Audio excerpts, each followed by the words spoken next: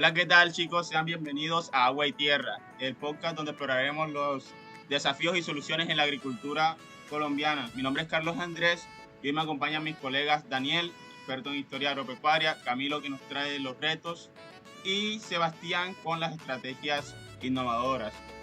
El día de hoy hablamos de un tema crucial que es el manejo hídrico en pequeñas producciones agropecuarias en Caucasia, Antioquia. Este municipio del Bajo Cauca tiene ríos como el Cauca y al final este río alcanza al río Nechí. Entonces, entre esas ciénegas y acuíferos se sostiene la economía basada en estos cultivos como el arroz, el plátano, la yuca y también lo que es la pesca. Pero no todo es fluido, así que Daniel nos da el panorama general. Ok, Carlos, muchas gracias. Encantado de estar acá. La idea de todo esto es plantearle todo el espacio hídrico que Caucasia posee. Pero Caucasia es un paraíso hídrico con una alta oferta superficial, como por ejemplo 826 metros cúbicos por segundo.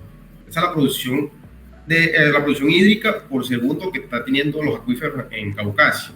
O sea, eso equivale a más de 26 mil millones de metros cúbicos anuales. Eso es, con esta cantidad de agua se sostiene Caucasia y sus municipios aledaños, tanto así como parcelas y pequeñas fincas que dependen de estos afluentes. Históricamente, desde las prácticas indígenas y coloniales, los riegos informales desde los ríos se evaluaron a través de la intervención moderada con los planes de ordenamiento y manejo de cuencas por el PONCAS de Corantioquia desde los años 2000. Por ejemplo, el PONCAS del río Cauca en 2018 promueve una agroforestación y un silvopastoreo en zonas protegidas. En los 80 y los 90, la minería aurífica informal contaminó todos estos afluentes, pero con el proyecto de la extensión piscícola de Caucasia se producen 3 millones de alevinos al año y seguimos con nuestra biodiversidad en los ríos y en algunos afluentes que estos animales dependen de ellos. Entonces, nos muestra un potencial hídrico y una cultura constante aquí en Caucasia. Carlos.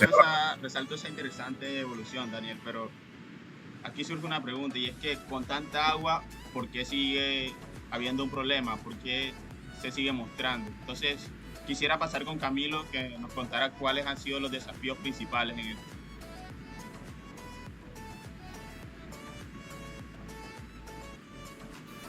Sí, claro que sí, Carlos, te voy a comentar. Y es que, mira, estos desafíos que enfrentamos son muy multifacéticos, Carlos.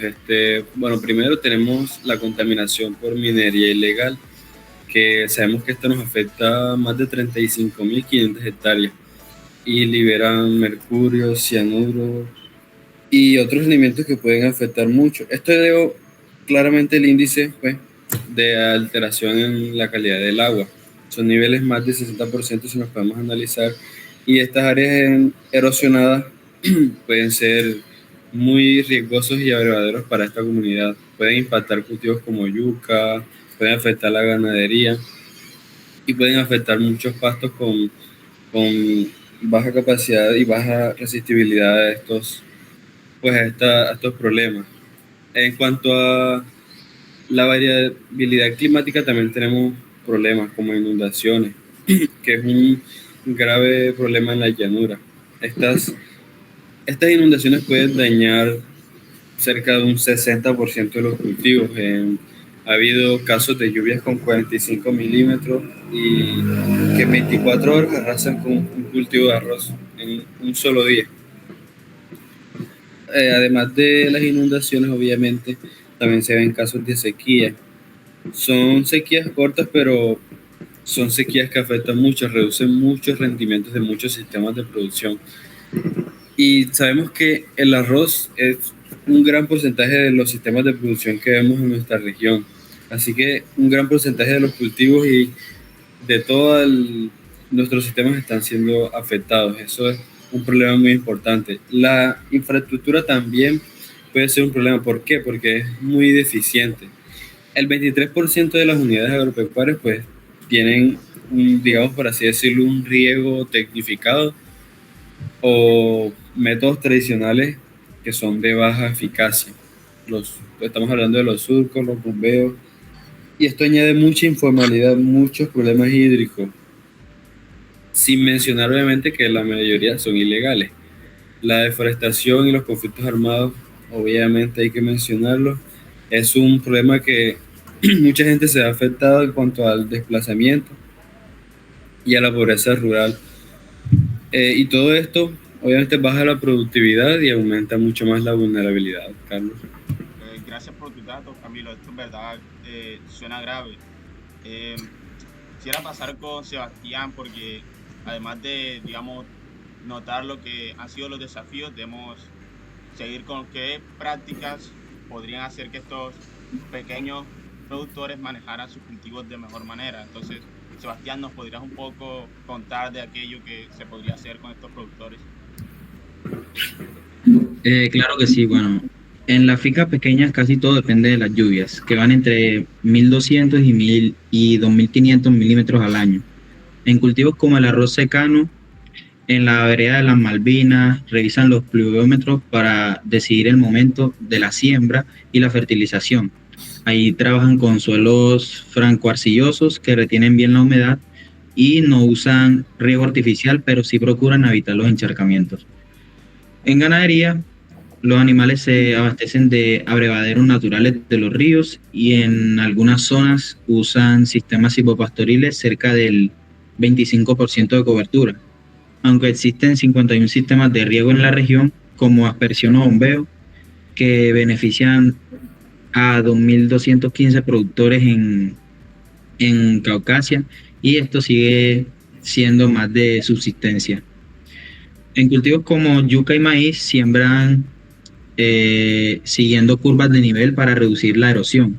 En piscicultura aprovechan los ríos para criar tilapia, cachama y que estas son provenientes de la estación local. Y entidades como Corantioquia impulsan el monitoreo de la humedad y las capacitaciones comunitarias, que ha aumentado el nivel del conocimiento del 12% al 76% en temas de manejo del agua. En el arroz también aplican control de plagas como productos como el Bangot, ajustando las aplicaciones según las lluvias para evitar que los agroquímicos se laven. Bueno, entonces se puede decir que estas producciones agropecuarias siguen, digamos, unas buenas prácticas agrícolas, pero a partir de eso se necesita más. Entonces, ¿qué impactos socioeconómicos y ambientales se tienen en ese manejo de los cultivos? Pero mira, Carlos, económicamente ese manejo afecta demasiado, baja muchos rendimientos. Tanto así que mira, de 15 toneladas por hectárea se ven proyectadas a pasar de 15 a solo 6. Esto afecta obviamente muchísimos empleos, más de 17.000 empleos se ven afectados, pastos, 37.000 y pico hectáreas sembradas obviamente van a caer, van a perder ingresos. ¿Por qué sea esto? Bueno, tenemos rechazo a la humedad alta, obviamente, tenemos mucha inequidad, tenemos riesgos por salud por plaguicidas, es un factor que afecta demasiado el tema de los plaguicidas y obviamente en los desplazamientos. Más de 1.695 casos se han visto, Carlos, de desplazamiento y se han visto mucha pérdida de biodiversidad, más de 35% de las hectáreas protegidas.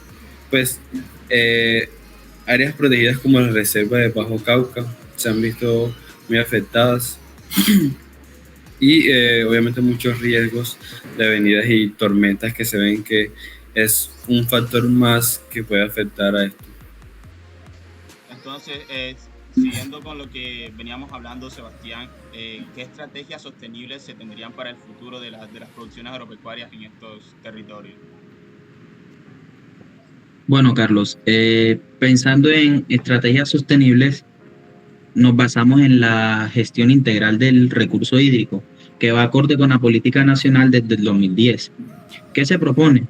Primero, modernizar eso, o sea, incluye riego por goteo, que alcanza hasta un 95% de eficiencia, usar sensores de humedad, estaciones climáticas y modelos como el WEA para planear mejor el uso del agua. También es clave aplicar el PONCA, que permite integrar sistemas agroforestales y silvopastoriles, formalizar la minería y avanzar en reforestación, por ejemplo, con especies como el eucalipto en más de 5.000 hectáreas. A esto le sumamos el uso de abonos orgánicos y la diversificación hacia cultivos como el caucho, el cacao o incluso la apicultura, donde ya hay más de 1.400 colmenas. Otro punto es fortalecer la asistencia técnica, que hoy llega solo al 32%, apoyándonos en asociaciones como el Asocuturú. Además, los PEDET permiten impulsar pagos por servicios ambientales para miles de familias. También necesitamos invertir en distritos de riego, canales con sistemas de telemetría y tecnologías de agricultura 4.0. Con estas herramientas digitales se puede usar, se puede reducir el uso del agua hasta un 42%. Y mirando al futuro, el PIDARET planea que para el 2038 todas las comunidades tengan acceso seguro al agua, acompañado de procesos de titulación, crédito y una mejor gobernanza. Proyectos como el fortalecimiento de la GIRF apuntan a eso: más capacitación, más monitoreo y más apoyo para los productores pequeños. Bueno, entonces, según lo que tú mencionas, de acuerdo a eso podemos decir que se tiene un gran apoyo de distintas instituciones en estos sectores agropecuarios. Es decir, hay maneras de solucionar esto, y digamos que sí se tiene, aparte de la administración, otros factores que hacen que se pueda tener un buen manejo, no solo siguiendo las políticas públicas y también la gestión y el control que se hace. Siguiendo con eso, ya que está Daniel aquí, ¿nos podrías dar rápidamente un caso de estudio para digamos, tenerlo en cuenta y que la gente entienda cómo se podría dar? Sí, claro. Por ejemplo, el modelo de arroz de las Malvinas. Este abarca 30.000 metros cuadrados en seco, dependiendo de las lluvias, pero también pueden afectar dicha producción de este arroz por los vientos o por la lluvia muy intensa, ya que estamos hablando de que es arroz en seco, no va a requerir tanta humedad para su desarrollo, resultando así con un valor negativo. Esto podría generar pérdidas, ya que por el cambio ambiental y todo eso, no podemos tener una producción estable o con mayor producción. También se identificaron atropofauna, que son insectos que son beneficiosos para el manejo integrado de algunas plagas, como el mión de los pastos o la Spodoptera, que es la que también ataca al maíz y parte del arroz. También podemos promover un manejo sostenible en apicultura en los ríos, pero esto tiene un riesgo con la minería, ya que los peces, al estar en contacto con esa agua contaminada con mercurio, van a adquirir este metal pesado, y cuando lo consumamos nosotros también. Entonces es un alto riesgo tener este manejo en el río Cauca mientras esté la minería presente. Claro, digamos, para subsanar ese espacio y encontrar la manera de que convivan esos dos sistemas productivos. Bueno, y un dato que les quería dejar es que hacia 2038 PIDARET, digamos, según lo que habían dicho, proyectaban más riesgo y adaptación comparando, digamos, a una zona de estrategia de objetivo que como lo es el Bajo Cauca. Entonces, desafíos como lo es el cambio climático, que afectan, digamos, muchas zonas del país, y no solo del país, sino del mundo, requieren una inversión. Entonces, quería saber qué podrían decirnos ustedes sobre ello y a qué podríamos llegar con esto. Carlos, yo creo que hay que actuar ya. O sea, la clave es actuar ya para reducir totalmente la vulnerabilidad de que no se esté expandiendo a medida que van pasando los años. Nada, eso con buena innovación se puede optimizar este recurso vital. También tenemos que tener en cuenta la preservación de nuestras áreas hídricas. Caucasia es muy rico en producción hídrica, entonces cuidando estos acuíferos podemos tener una sostenibilidad y una producción mucho mayor. Bueno, chicos, ya lo escucharon de nuestros expertos. Hay que preservar el recurso hídrico y seguir realizando proyectos de agricultura sostenible, no solo para ahora, sino para pensar en el futuro y en lo que nos queda. Entonces, gracias por escuchar Agua y Tierra, y nos vemos en el próximo episodio.